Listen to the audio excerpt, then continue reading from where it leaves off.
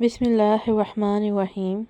آپ نے حضرت محمد صلی اللہ علیہ وآلہ وسلم پر پہلی وحی آنے کا سارا واقعہ اتنے واضح اور اچھے انداز میں نہیں سنا ہوگا جتنے اچھے انداز میں ہم حضرت بلال رضی اللہ تعالیٰ عنہ کی زبانی یہ سارا واقعہ سنیں گے۔ اسی سلسلے میں حضرت بلال رضی اللہ تعالیٰ عنہ فرماتے ہیں کہ یہ واقعہ جو میں بیان کر رہا ہوں مصدقہ بھی ہے اور ناقابل تردید بھی۔ مصدقہ یوں کہ اس کے راوی ہی صدیق ہیں، صدیق اکبر ابو بکر رضی اللہ تعالیٰ عنہ، جنہوں نے اسے زید رضی اللہ تعالیٰ عنہ سے سنا، زید رضی اللہ تعالیٰ عنہ نے علی سے، علی نے ختیجہ سے، اور ختیجہ رضی اللہ تعالیٰ عنہ نے خود اللہ کے رسول صلی اللہ علیہ وآلہ وسلم سے، جن کے ساتھ یہ واقعہ پیش آیا۔ ناقابل تردید یوں کہ قرآن شریف میں اس کا ذکر ہے۔ اس حوالے سے یہ ہمارا جزو ایمان ہے۔ جبل نور پر غار حرا میں محمد صلی اللہ علیہ وآلہ وسلم تنہا تھے کہ جبریل علیہ السلام نے حاضری دی اور کہا پڑھو۔ محمد صلی اللہ علیہ وآلہ وسلم نے جواب دیا میں پڑھ نہیں سکتا۔ اس پر جبریل علیہ السلام نے زور دے کر کہا اپنے رب کا نام لے کر پڑھو جس نے عالم کو پیدا کیا، جس نے انسان کو خون کی پھٹکی سے بنایا اور جس نے انسان کو وہ علم دیا جس سے وہ پہلے ناواقف تھا۔ محمد صلی اللہ علیہ وآلہ وسلم خاموش رہے تو اور زور دے کر کہا پڑھو۔ اس کے بعد بھی انہوں نے وہی کہا کہ میں پڑھنا نہیں جانتا۔ ہر بار جب جبریل علیہ السلام انہیں کہتے کہ پڑھو اور محمد صلی اللہ علیہ وآلہ وسلم اپنی مجبوری بیان کرتے کہ وہ پڑھنا نہیں جانتے، تو جبریل علیہ السلام ان کے جسم کو اس زور سے بھینچتے کہ محمد صلی اللہ علیہ وآلہ وسلم کو اپنی قوت برداشت جواب دیتی محسوس ہوتی۔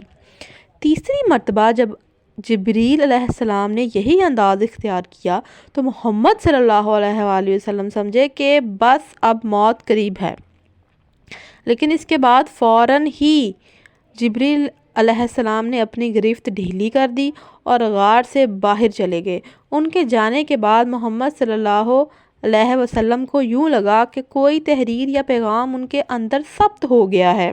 پیغام کیا تھا اس کا انہیں ابھی علم نہیں تھا، مگر وہ اس کا وزن محسوس کر رہے تھے۔ یہ سب کچھ اتنا غیر متوقع، اتنا عجیب و غریب، اتنا اچانک ہوا تھا کہ محمد صلی اللہ علیہ وسلم کے وہم و گمان میں بھی نہیں تھا۔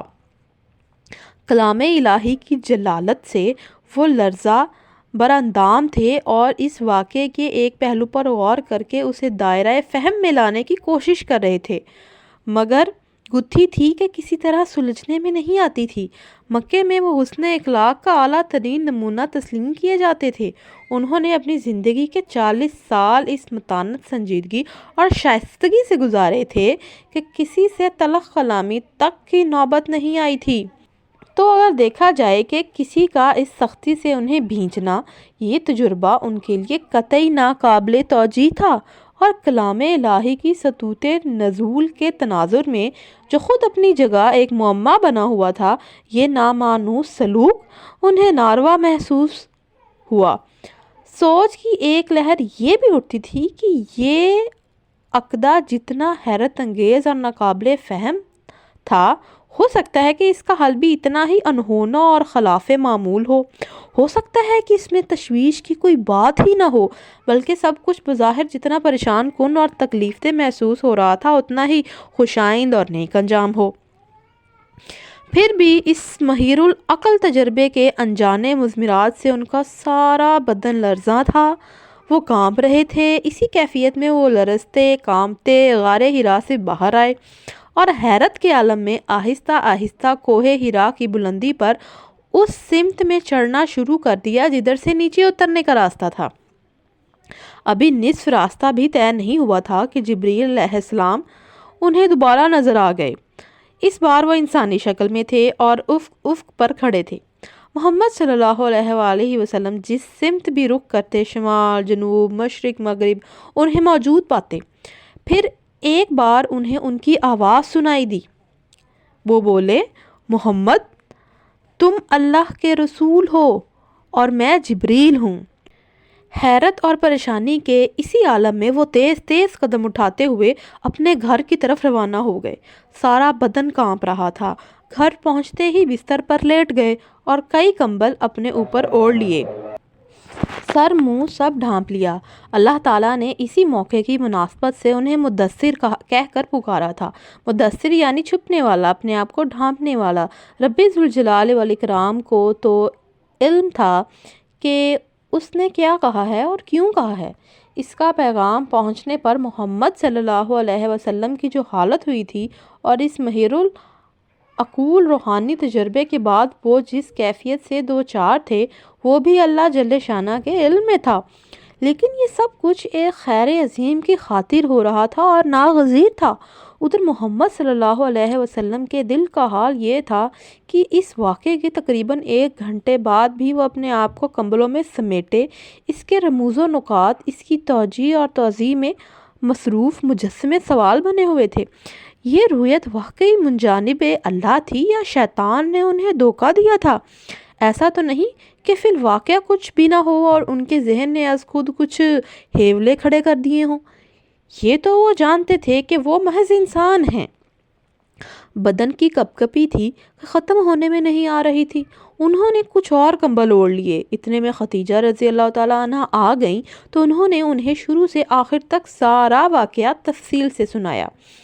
ایسے بھی لوگ ہیں جنہیں واقعات میں رنگ آمیزی کا شوق ہوتا ہے۔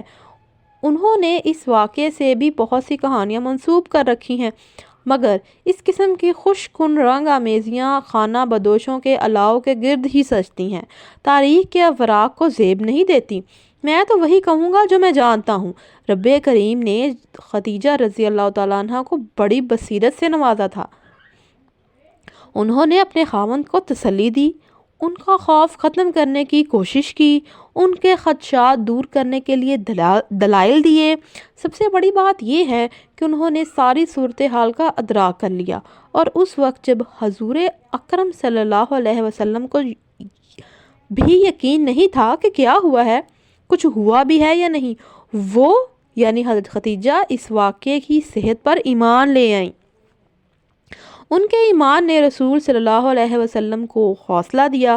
خدیجہ رضی اللہ تعالیٰ عنہ نے ان سے کہا کہ اگر اللہ تعالیٰ واقعی رحیم و کریم ہے اور اپنے بندوں کا خیال رکھنے والا ہے تو وہ ایک نیک اور سچے انسان کو کبھی کسی عذاب میں مبتلا نہیں کرے گا۔ وہ ساری رات حضور صلی اللہ علیہ وسلم کے ساتھ جاگتی رہیں اور لمحے لمحے بعد ان کو جبریل امین کے الفاظ دہرا دہرا کر باور کراتی رہیں کہ محمد آپ واقعی اللہ کے رسول ہیں۔ اس رات کو لیلۃ القدر کہتے ہیں۔ قوت و جبروت کی رات، عظمت و جلالت کی رات۔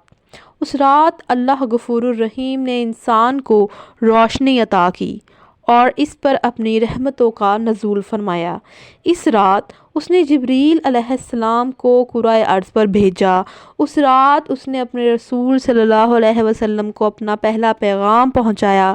وہ رات حضرت خدیجہ رضی اللہ تعالیٰ عنہ کے ایمان لانے کی رات تھی۔